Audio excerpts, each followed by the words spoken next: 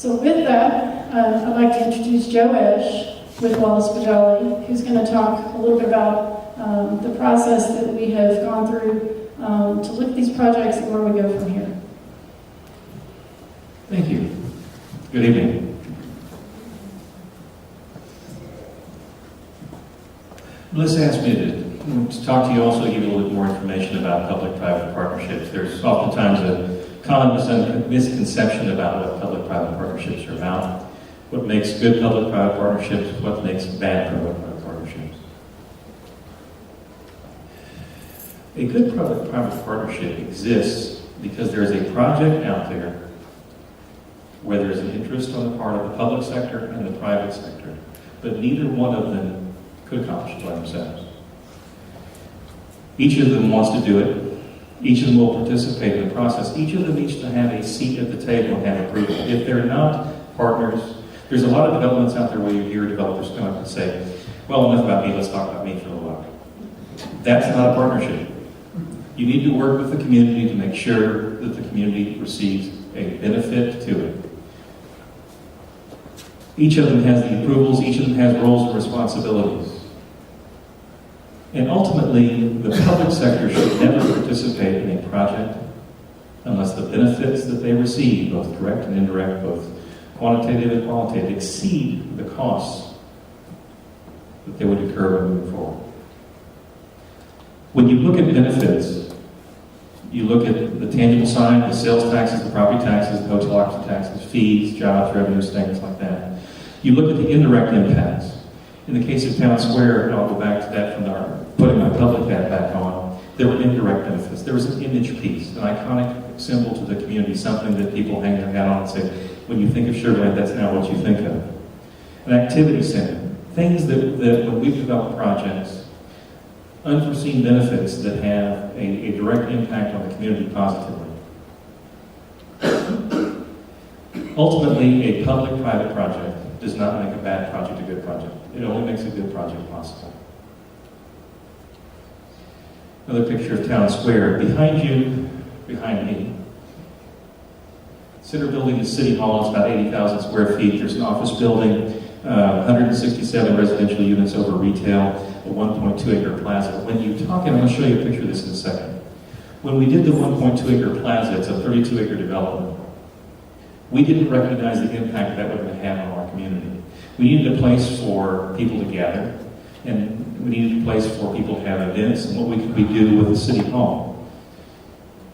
We never recognized the benefits that would happen. We also had retail and office space, attracted a number of users to the community. What's interesting about this is there's already over 1 million square foot mall in the community.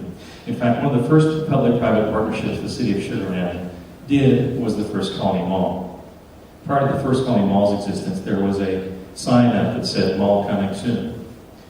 And every year, that sign would stay there until the posts rotted off and the sign fell down, and they put up a new sign. Finally, the mall got built when the city decided to participate. The City of Sugar Land invested $15 million in infrastructure and reimbursable expenses to the developer to retract the mall. The first year that mall was open, it generated over $5 million of new sales tax revenue in the city.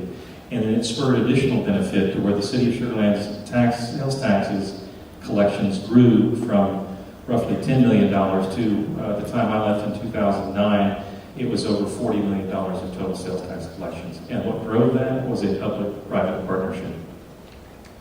This is the Sugar Land Marriott Hotel. It's a 300-room hotel. People will tell you, well, you're next to Houston. What does the 300-room hotel in Houston and Sugar Land have to do with the 300-room hotel here? And the similarities are that no one believed that there was a market. We did a market assessment, similar to what has been done here, that demonstrated there was a market need. But the ability to attract a hotel developer just didn't happen until the city participated. This project was $54 million. It included a 60,000 square foot conference center and associated parking garage. The city spent $19.3 million.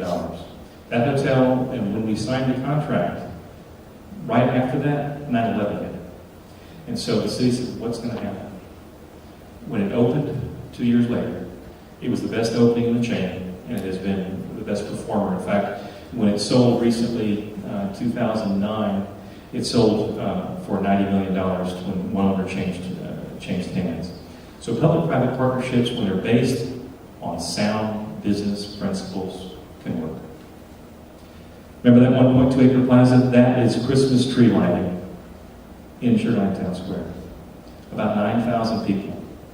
It becomes, when you create destination activity centers, whatever they may be, you have an opportunity to create a sense of community within that location. Melissa mentioned Waco. That was land that the city of Waco had that was not producing revenue. In fact, it was a drain on the city. It was costs that they were incurring that they received no revenue for. The investment that we put, that $80 million of investment, in the land lease, and the land lease was a very small amount, $10 per year for 80 years, $800. That's not the true rent that was paid on that property. Now, with the development that we have put, just what we pay in city taxes is $2 million a year. So the city took a non-performing asset in an area that was not moving forward and created the opportunity to create a revenue stream for the city. And that doesn't take into consideration the sales taxes, the other things, other benefits that come in. That's just the property taxes I mentioned. Melissa mentioned the first leads out of a certified chamber.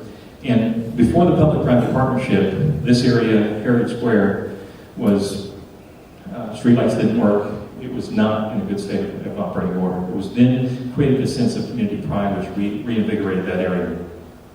This was a warehouse. This was the historic warehouse. It actually had 3 floors all the way across it. You can see this area only has 2 because when the tornado came across, it took off one level. It was that way. We left it that way. That now is a 100,000 square foot building that has retail, office, and dining in it. Inside of how the warehouse space was redeveloped.